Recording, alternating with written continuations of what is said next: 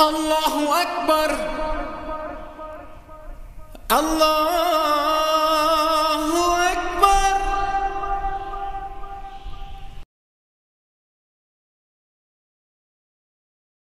نحمدہ ونصلی علی رسولہ الکریم، اما بعد فاعوذ باللہ من الشیطان الرجیم، بسم اللہ الرحمن الرحیم۔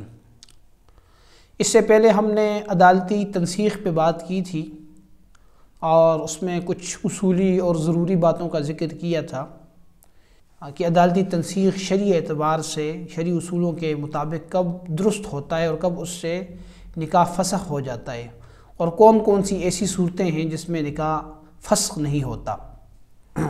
اس حوالے سے بعض ساتھیوں نے دوبارہ یہ سوال اٹھایا ہے کہ اگر عدالتی تنسیخ ہو جائے تو اس کے بعد میاں بیوی دوبارہ اگر ایک ساتھ رہنا چاہیں تو اس کی کوئی صورت ہے یا نہیں ہے، اور اگر کوئی صورت ہے تو اس کا کیا طریقہ ہوگا۔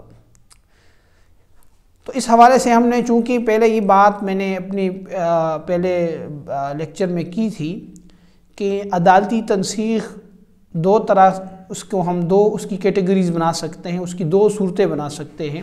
ایک صورت تو وہ ہے کہ جس میں عدالت شرعی اصولوں کو فالو کرتی ہے، شرعی چیزوں کو سامنے رکھتی ہے اور اس اعتبار سے نکاح کی تنسیخ کرتی ہے، تو ایسی صورت میں نکاح فسخ ہو جائے گا اور اس سے ایک طلاق بائن واقع ہو جائے گی۔ تو ایک طلاق بائن کا مطلب یہ ہوگا کہ اگر شوہر نے اس سے پہلے کبھی کسی قسم کی کوئی طلاق نہیں دی یا ایک طلاق دی ہے تو اب اس کے پاس دوبارہ گنجائش ہے اس بات کی کہ وہ باہمی رضامندی کے ساتھ دوبارہ نکاح کر لیں۔ چنانچہ اگر میاں بیوی دونوں راضی ہیں تو وہ باہمی رضامندی کے ساتھ دوبارہ نکاح کر سکتے ہیں، اور اس کے لیے وہ عدالتی تنسیخ کے فوراً بعد بھی کر سکتے ہیں، یعنی عدت کے اندر بھی کر سکتے ہیں اور عدت کے بعد بھی کر سکتے ہیں۔ البتہ اگر خاتون نے، اس عورت نے آگے کسی اور جگہ نکاح کرنا ہو تو اس کے لیے ضروری ہوگا کہ وہ اس شوہر کی عدت گزارے، یعنی جب سے عدالت نے تنسیخ نکاح کا فیصلہ کیا ہوگا اس کے بعد اس نے عدت گزارنی ہے، اور اس عدت گزارنے کے بعد وہ آگے نکاح کر سکتی ہے۔ لیکن اگر اسی شوہر سے دوبارہ نکاح کرنا ہے تو اس کے لیے کوئی ٹائم کی ضرورت نہیں ہے، دونوں اگر باہمی طور پہ رضامند ہیں تو وہ نکاح کر سکتے ہیں۔ یہ تو وہ صورت ہے جس میں عدالتی تنسیخ درست ہوتی ہے۔